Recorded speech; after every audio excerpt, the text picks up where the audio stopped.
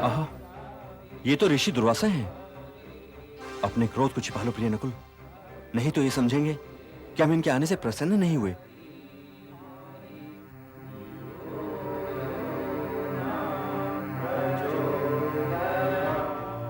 प्रणाम ऋषिवर। कल्याणमस्तु। हमारी कुटिया में चलकर उसकी शोभा बढ़ाइए ऋषिवर।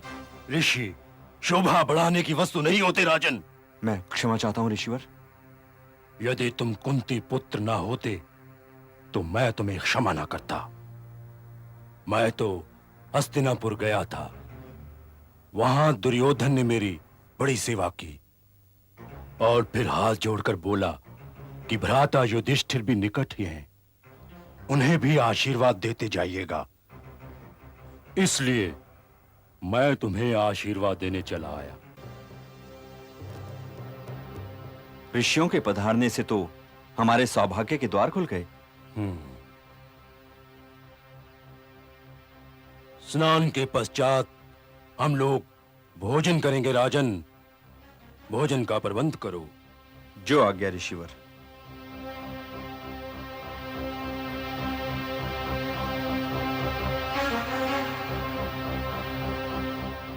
भ्राताश्री, अब भोजन कहाँ होगा? हाँ, अब तक तो पांचाली भी खा चुकी होगी। यह तो भ्राता दुर्योधन की और एक भेंट है।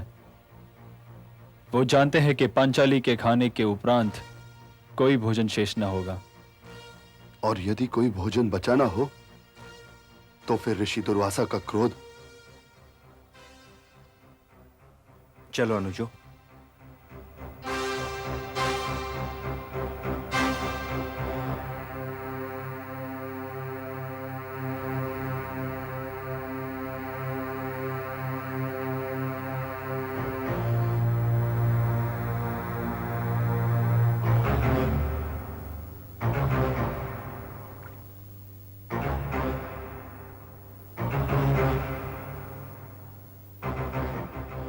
पांचाली, क्या हुआ?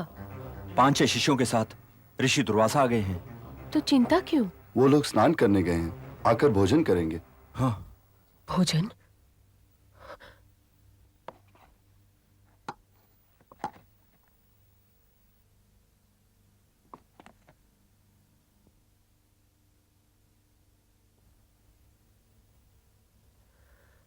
भला किसने कभी ये सोचा होगा कि इंद्रप्रस्थ के सम्राट ये सुनकर चिंता में भी पड़ सकते हैं कि उन्हें 5-6 ब्राह्मणों को भोजन करवाना है।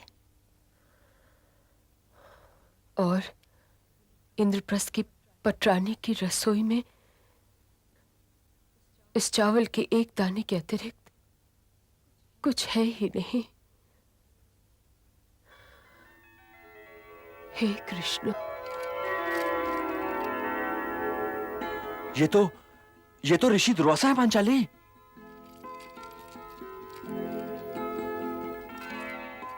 प्रणाम बड़े भैया। ओ वासुदेव, लगता है आप लोग मेरे आने से कुछ प्रसन्न नहीं हुए। नहीं नहीं, ये आपने क्या कह दिया? हमारे जीवन में आपके आने के अतिरिक्त प्रसन्नता का कोई कारण अब रह क्या गया है? मेरी सुभद्रा कैसी है? पहले कुछ खिलाओ तब बताऊंगा। बड़ी भूख लगी है कृष्णे। पात्र में एक चावल का दाना रह गया है, उसी में से आधा आप खा लीजिए और आधा संसार को खिला दीजिए।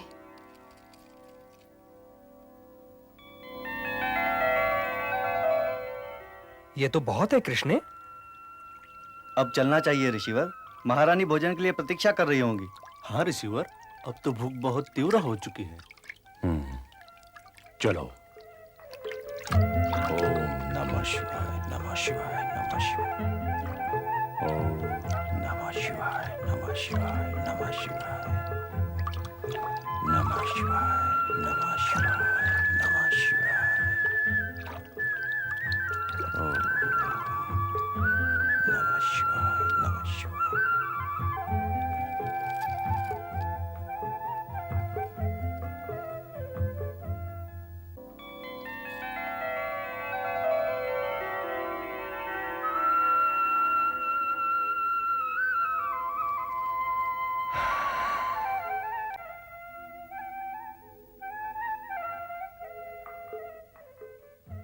बड़े आश्चर्य की बात है ऋषिवर, बिना खाए ही पेट भर गया। ऐसा क्यों कह रहे हैं ऋषिवर? अभी तो भरपेट खीर ही खाई है। मुंह में स्वाद तो खीर ही का है और नींद भी आ रही है। नींद की मत सोचो, कोई बुलाने आ गया तो क्या करोगे? निकल चलो।